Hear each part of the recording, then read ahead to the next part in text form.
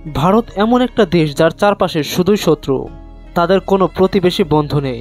পৃথিবীতে এমন কোনো দেশ নেই যাদের প্রতিবেশী বন্ধু নেই, শুধুমাত্র ভারত ব্যতীত। পাকিস্তান, শ্রীলঙ্কা, নেপাল, চীন, বাংলাদেশ কোনো দেশই তাদের বন্ধু ভাবে না। একের পর এক দেশ ইন্ডিয়াকে ব্যান করেই চলেছে।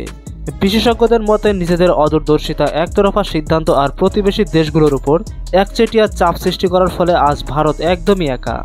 অনেক বিশেষজ্ঞই মনে করেন ভারত যেন নিজের পায়ে নিজেই কুড়াল মারছে, কারণ ভারত এখনও বুঝতে পারছে না যে প্রতিবেশী যে সকল বন্ধু দেশগুলো তার শত্রুতে পরিণত হয়েছে তারা তার জন্য কি মহাবিপদ নিয়ে আসতে পারে, কি অপেক্ষা করছে ভারতের জন্য, কি কারণে প্রতিবেশী প্রত্যেকটা দেশ ভারতের থেকে দূরে সরে যাচ্ছে, কেনই বা ভারতের শত্রু দেশের তালিকা প্রতিনিয়ত লম্বা হয়েই চলেছে।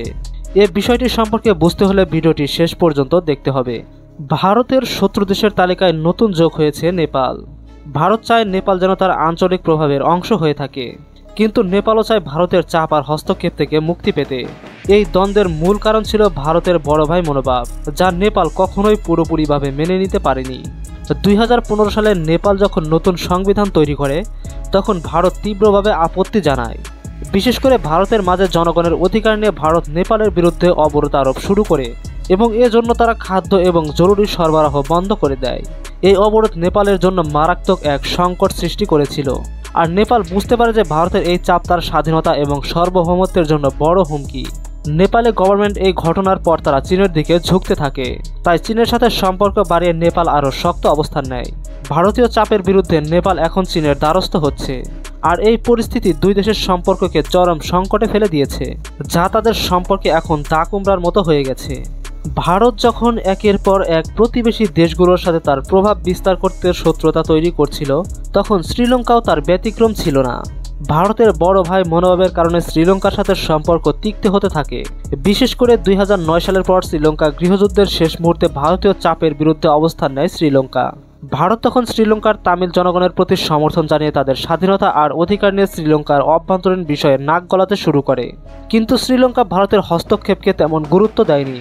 এরপর ভারতের সরকার শ্রীলঙ্কার অভ্যন্তরীণ বিষয়ে বারবার চাপ প্রয়োগ করতে থাকে, যা শ্রীলঙ্কার সরকারকে ভারতের বিকল্প খুঁজতে বাধ্য করে। 2015 সালের পর ভারত আর শ্রীলঙ্কার সম্পর্ক আরও খারাপ হতে থাকে, কারণ শ্রীলঙ্কা তখন চীনের দিকে ঝুঁকতে শুরু করেছিল। চীন তখন শ্রীলঙ্কায় ব্যাপক অর্থনৈতিক প্রভাব বিস্তার করতে থাকে, আর এতে চিন্তিত হয়ে পড়ে ভারত। শ্রীলঙ্কার সাথে চীনের সম্পর্কের উন্নতি ভারতের এক বড় হুমকির কারণ হয়ে দাঁড়ায়, কারণ ভারত চায় শ্রীলঙ্কা যেন তার প্রভাব বলয়ের মধ্যেই থাকে এবং চীনের প্রভাব সেখানে বাড়তে না পারে। ভারতের এই সামরিক এবং কূটনৈতিক চাপ শ্রীলঙ্কার কাছে এক ধরনের হুমকি হিসেবে মনে করতে শুরু হয়। ভারতের এই মনোভাব শ্রীলঙ্কাকে এক নতুন শত্রুতে পরিণত করেছে। আর ভারত আর চীনের সম্পর্কে আর কি বলবো, এটা তো সবাই জানে। 1962 সালে ভারত চীন যুদ্ধের পর থেকেই দুই দেশের মধ্যে সম্পর্কটা যেন ঠান্ডা যুদ্ধের মতোই চলছিল।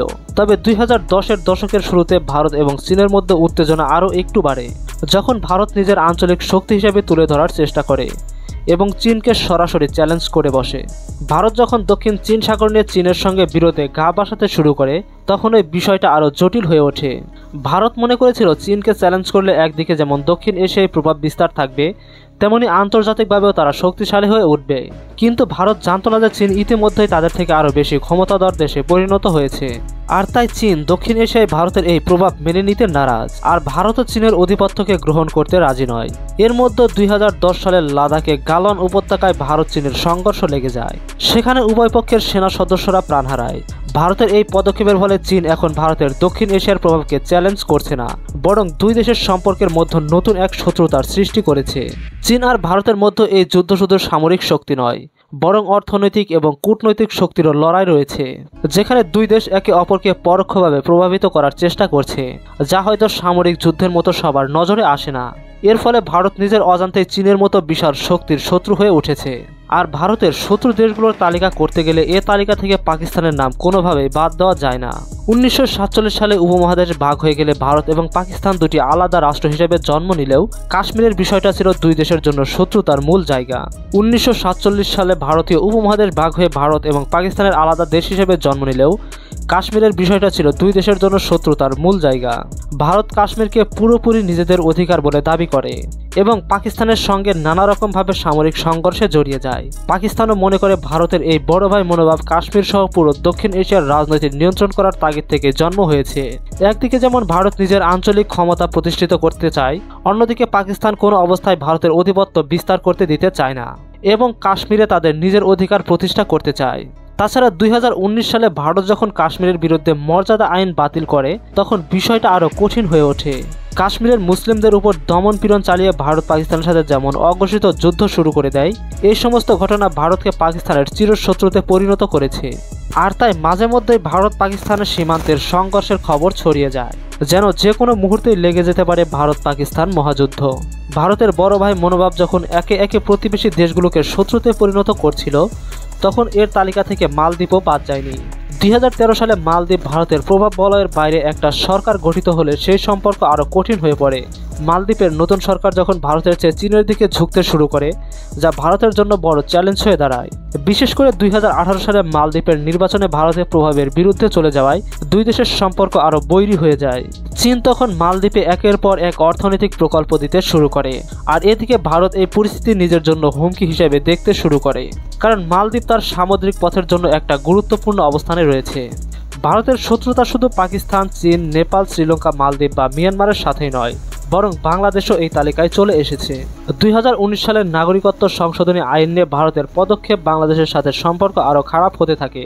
এই পদক্ষেপগুলো বাংলাদেশের মুসলিম জনগণের বিরুদ্ধে হুমকি হিসেবে দেখা হয়েছিল এবং এর ফলে ভারত বাংলাদেশের সম্পর্কের মধ্যে একটা ফাটল সৃষ্টি হয়। এদিকে 2024 সালের জুলাই বিপ্লবের পর ভারতীয় সহযোগী সরকারের পতন ঘটে এবং নতুন অন্তর্বর্তীকালীন সরকার ক্ষমতায় আসে। তখন থেকে বাংলাদেশ আর ভারতের কথাই চলছে না। এছাড়া ভারতীয় মিডিয়ার মাধ্যমে বাংলাদেশের অভ্যন্তরীণ বিষয়ে নানা মিথ্যা প্রচারণা চালানো হয়। এই ধরনের প্রচেষ্টা ভারত বাংলাদেশের সম্পর্কের মধ্যে আরও শত্রুতা এবং অস্থিরতার সৃষ্টি করেছে, যার ফলে বাংলাদেশ এখন ভারতের প্রতিবেশী শত্রু দেশগুলোর লিস্টে নতুন জায়গা করে নিয়েছে। তো ভিউয়ার্স, আজকের মতো এই পর্যন্তই। ভিডিওটি সম্পর্কে আপনার মতামত কমেন্ট করে জানাবেন। ভালো লাগলে একটা লাইক এবং বন্ধুদের সাথে শেয়ার করতে ভুলবেন না। সেই সাথে আমার চ্যানেলটিকে সাবস্ক্রাইব করবেন, যেন পরবর্তীতে এরকম ইন্টারেস্টিং ইনফরমেটিভ ভিডিও সবার আগে দেখতে পারেন। ধন্যবাদ।